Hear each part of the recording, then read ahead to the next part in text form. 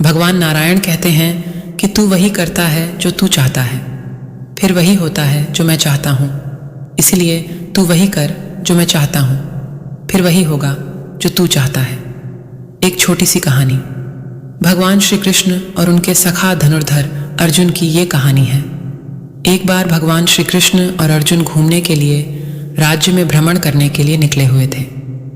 दोनों की नज़र एक ब्राह्मण देव पंडित जी भिक्षा मांगने के लिए घर घर जा रहे थे उन पर पड़ी, और ये देखकर अर्जुन को अच्छा नहीं लगा।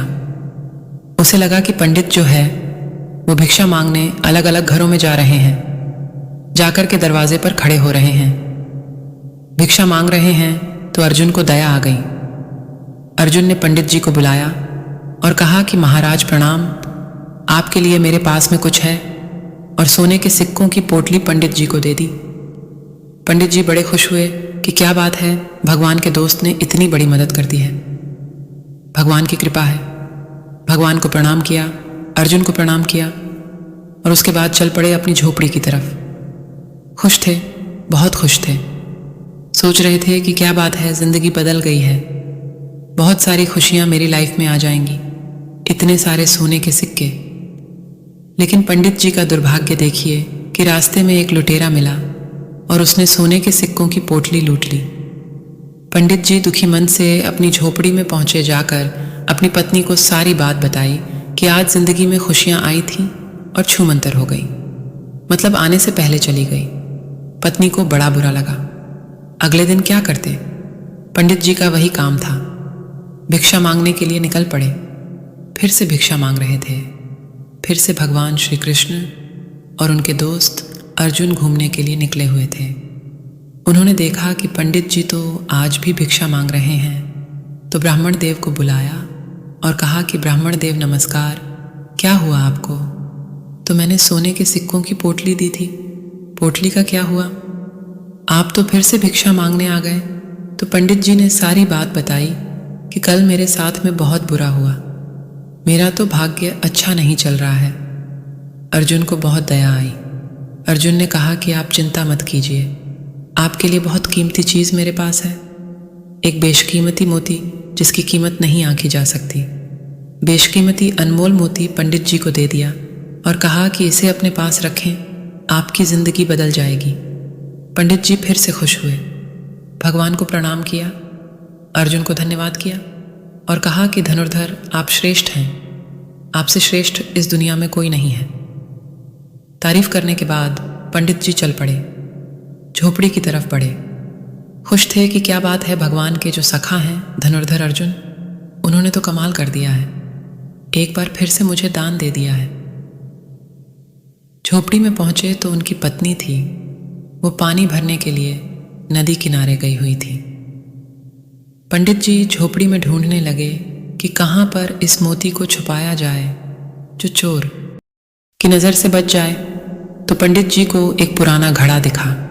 कोई संदूक तो उनके पास थी नहीं, एक पुराना सा घड़ा था, उस घड़े में मोती रख दिया। पंडित जी बोले कि सुरक्षित रहेगा, चोर की नज़र नहीं पड़ेगी। पंडित जी आराम करने के लिए चले गए, विश्राम करने लगे। नींद आ गई। इसी बीच में जो पंडित जी की पत्नी नदी किनारे गई हुई थी, पानी भरने के लिए जिस घड़े को लेकर गई थी, दुर्भाग्य देखिए कि वो घड़ा फूट गया। अब पत्नी जब वापस झोपड़ी में आई तो उसे याद आया कि पुराना घड़ा रखा है। उस पुराने घड़े को लेकर नदी किनारे गई। पानी तो चाहिए, तो घड़ा उन्होंने नदी में डुबोया, और जैसे ही डुबोया और मोती खिसक करके नदी में बह गया। पानी भरकर जब वापस पहुंची झोपड़ी में तो पंडित जी बैठे हुए थे, माथा ठनका हुआ था। बोले कि क्या कर दिया, वो पुराना घड़ा कहाँ लेकर चली गई? उन्होंने बताया कि पानी भरने गई, नया घड़ा टूट गया था। पंडित जी ने कहा कि तुमने सब तबाह कर दिया, सब खत्म कर दिया। आज मुझे धनुर्धर अर्जुन ने एक मोती दिया था, बेशकीमती अनमोल था, वो घड़े में मैंने रखा था। वो पुराना घड़ा तुम लेकर गई और वो पानी के साथ में मोती बह गया, सब कुछ खत्म हो गया। पंडित जी अगले दिन से फिर से भिक्षा मांगने चले गए। 2-3 दिन तक चलता रहा। 2-3 दिन के बाद में एक बार फिर से भगवान श्री कृष्ण और उनके सखा अर्जुन घूमने के लिए निकले हुए थे। अर्जुन की नज़र पंडित जी पर पड़ी। अर्जुन ने बोला, फिर से वापस आ गए भिक्षा मांगने के लिए? अर्जुन ने पंडित जी को बुलाया और पूछा कि ब्राह्मण देव, क्या हुआ आपको? जो मोती दिया था उसका क्या हुआ? तो ब्राह्मण देव ने कहा कि क्या बताऊं महाराज, मेरा तो दुर्भाग्य चल रहा है। मेरी पत्नी पुराना घड़ा जिसमें मैंने मोती रखा था उसे लेकर नदी किनारे गई और मोती बह गया। अब तो मिल भी नहीं रहा है। भगवान की तरफ अर्जुन ने देखा और कहा कि मदद कीजिए भगवान, कुछ तो कीजिए। भगवान श्री कृष्ण ने अपने पास में से 2 सिक्के निकाल कर के पंडित जी को दिया और कहा कि काम कीजिएगा, अब आप आगे मत जाइएगा, पीछे जाइएगा। जिस रास्ते से आप आए थे उसी रास्ते पर वापस जाइए, अपनी झोपड़ी में जाइए, सब ठीक हो जाएगा। मना भी नहीं कर सकते थे।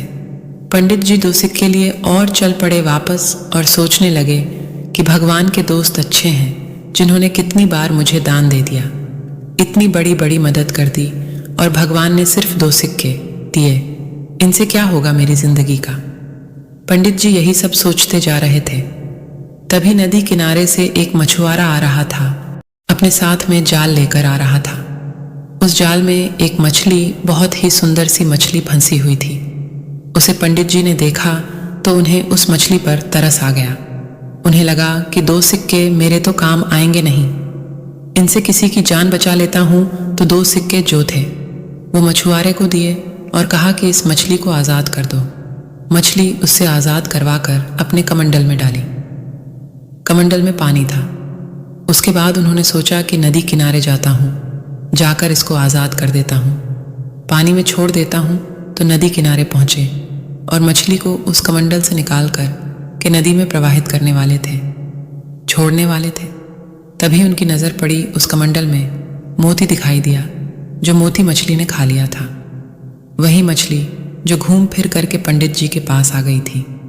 पंडित जी खुशी के मारे चिल्लाने लगे कि मिल गया, मिल गया, मिल गया।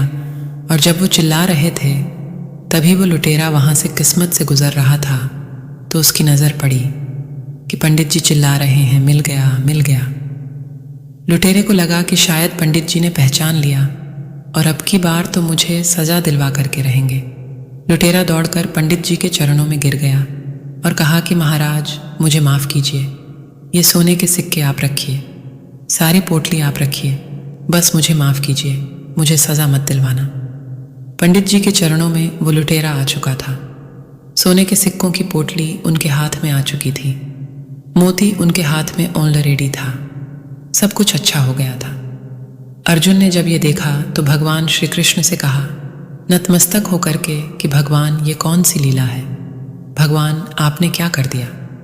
मैंने उस पंडित की मदद की, उसको सोने के सिक्कों की पोटली दी, बेशकीमती मोती दिया, तब कुछ नहीं हुआ, और अभी आपने सिर्फ 2 सिक्के दिए और सारा खेल पलट गया। भगवान श्री कृष्ण ने कहा अर्जुन से, मेरे सखा, सारा खेल सारी लीला कर्मों की है, सारा खेल सारी लीला सोच की है। तुमने जब उस पंडित को सोने के सिक्कों की पोटली दी तो पंडित अपने बारे में सोचने लगा, अपनी जिंदगी के बारे में सोचने लगा, खुद ही खुद का सोच रहा था। फिर तुमने उसे मोती दिया तो फिर से अपने बारे में सोचने लगा।